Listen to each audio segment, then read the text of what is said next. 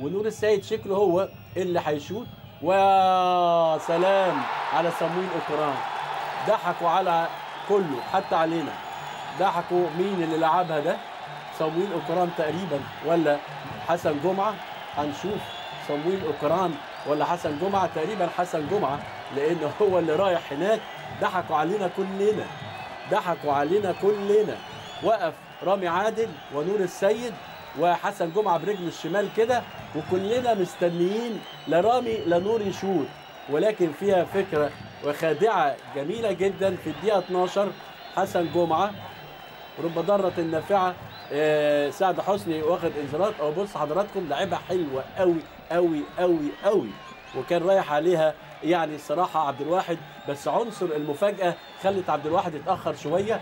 لا ملعوبه حلوه حلوه حلوه، وعبد الواحد رايح عليها حلوه برضو، انما راح